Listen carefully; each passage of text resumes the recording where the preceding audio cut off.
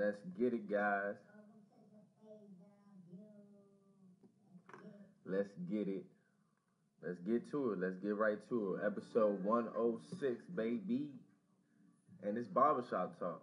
We're going to get straight into it today. 6ix9ine, which is the topic of conversation. It's a lot going on around this man's name. It's been for the last year. Coming to find out, well, unfortunately, you don't want to hear anybody going to jail. You don't want to hear anybody dying. But, hey, look, this case in point right now. And I need everybody to be listening to this podcast. It's gonna get real. But he was indicted on 17 charges. Can't really say all the charges, but most of them, half of them, are due to social media related issues. As usual, trolling. A lot of people think 6ix9ine is not a smart, intelligent dude. This man is 23 years old.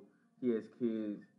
He's been through stuff, but he's smart. He's intelligent enough to know certain situations to get himself into and certain situations he shouldn't be into. In point blank period, and this goes for all the rappers and everybody who talk a certain persona in their music is not really about it. I'm not saying he's really not about their life, but from what you really see, he's not no gangster. He's not no real hood dude. You don't understand the consequences behind affiliating yourself with any type of gang, not even just the Bloods and gangs that he was with. Any type of gang, it's not gonna be easy to get out. In this life that you live, dealing with drugs, money, and serious gang violence.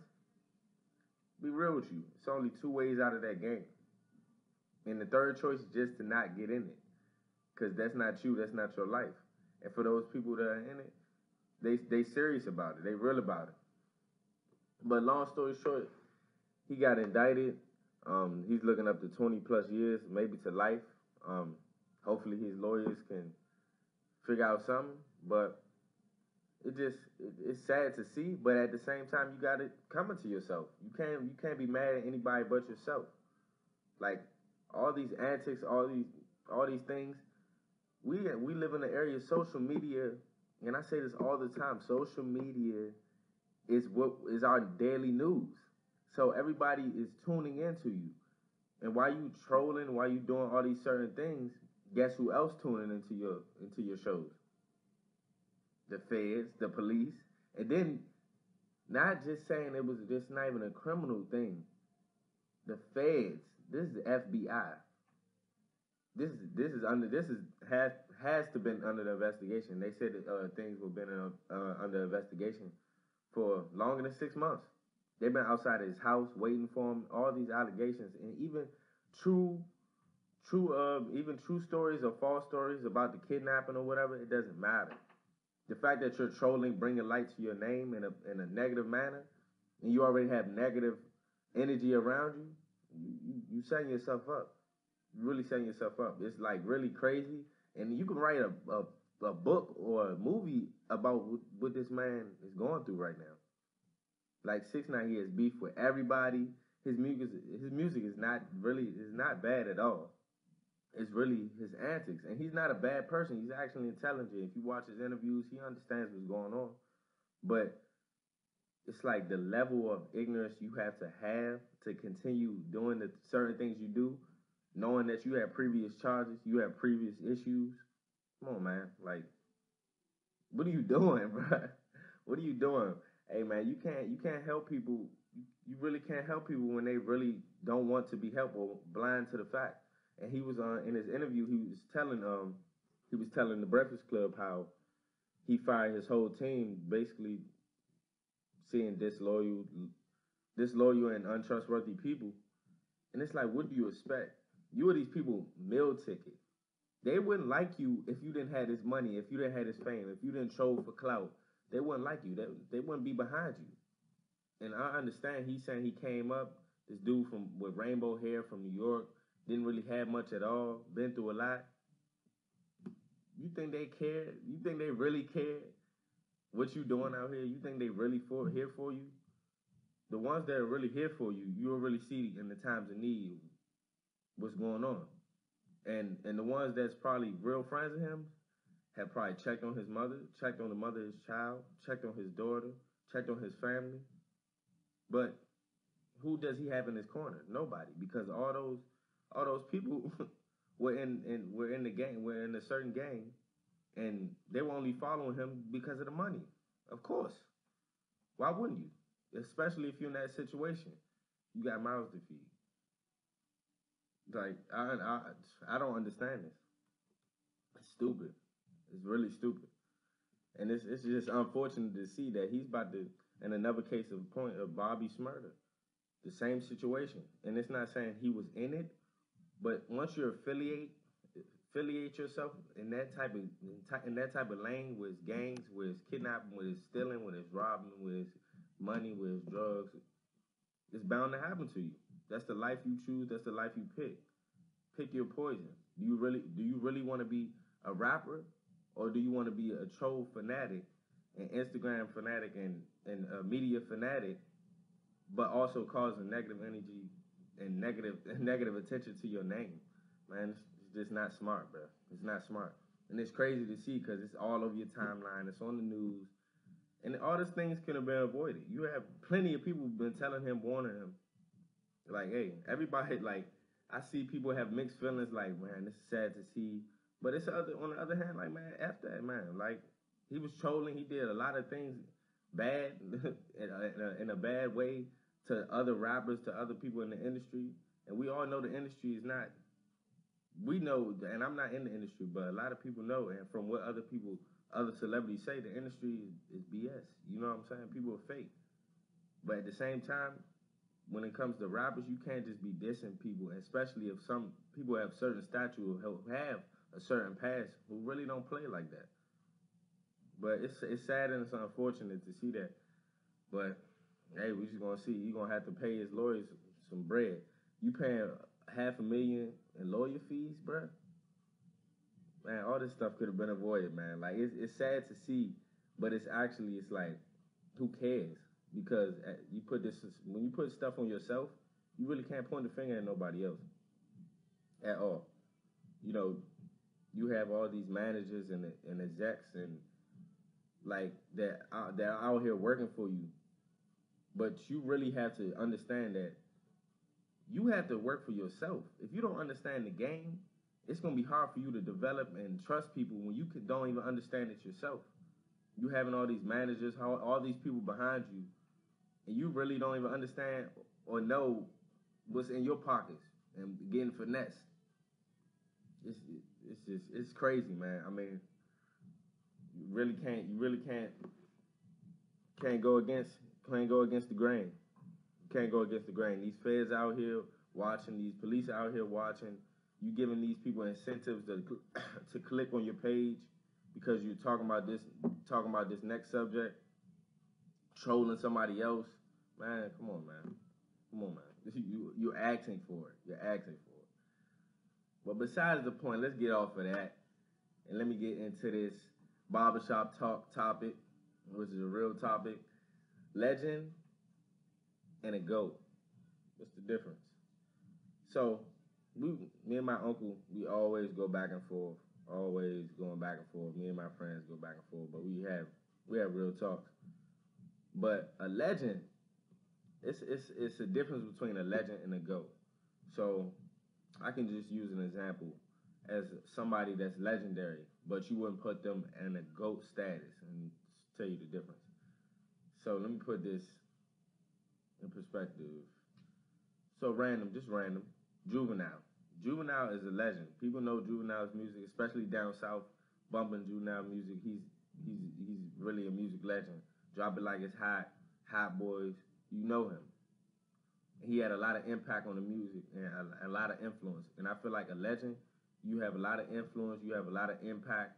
Your name really rings whenever it's talked about, and you can refer back to any time or place or any time you were when you heard this song. And just talking about music wise, and we could talk about sports wise and other things wise, but right now just music wise. And I'm saying that for example because Juvenile can be considered a legend.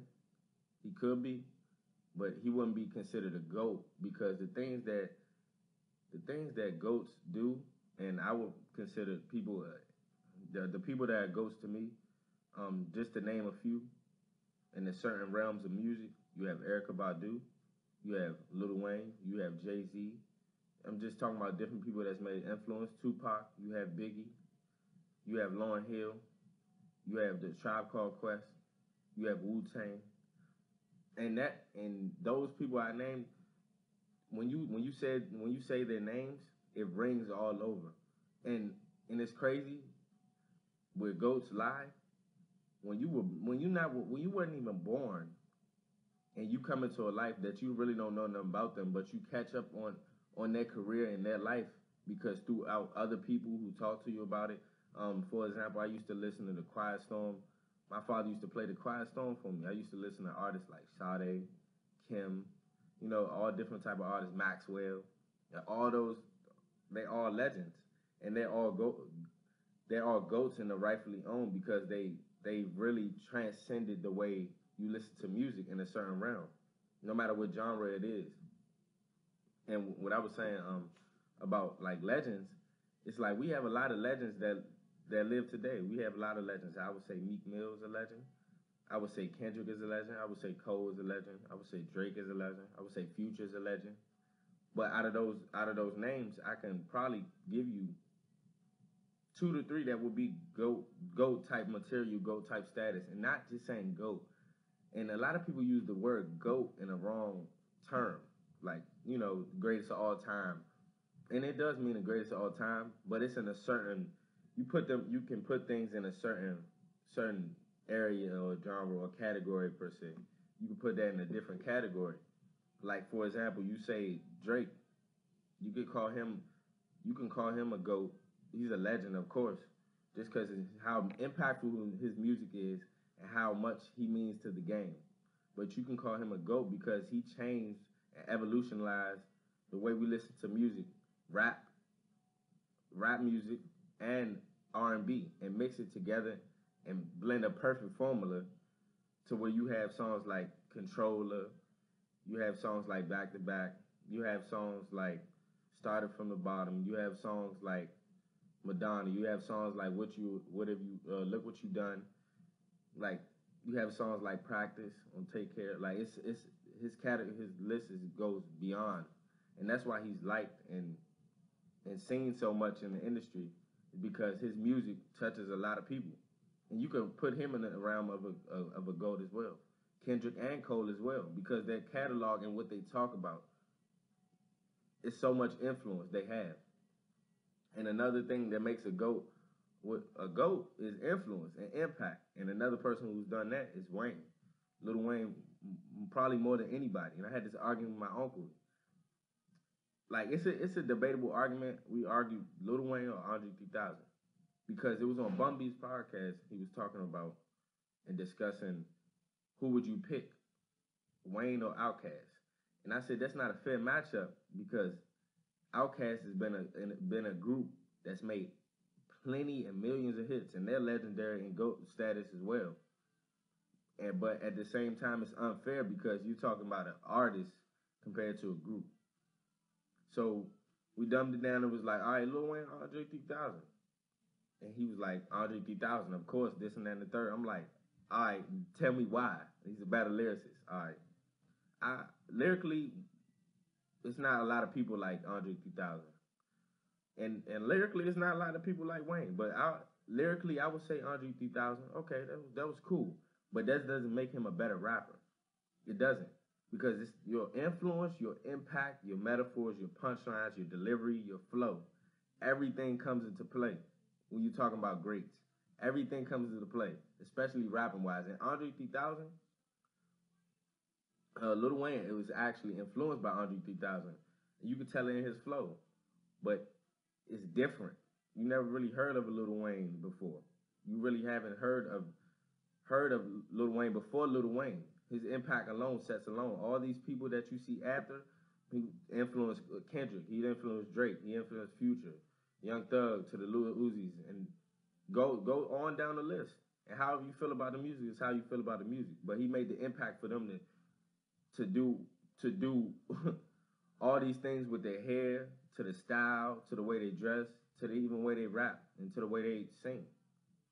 So that's what really the difference between is a legend and a GOAT as well. It's the influence and the impact that you have on the game. It's forever lasting. A GOAT's impact is forever lasting. So this is just a quick topic to get y'all, I'm thinking or whatever, you know what I'm saying? But this is episode 106. I will be coming with a longer episode. I will be coming with more episodes. But, just to get this to you guys, tune into the Faison View podcast. I'm here every week, baby. Feed your topics to me on Instagram, Facebook, Twitter. I'll be posting on all outlets. Thank you. Go watch my YouTube channels. All the episodes are there. The Faison View. Tune in. Y'all have a good one.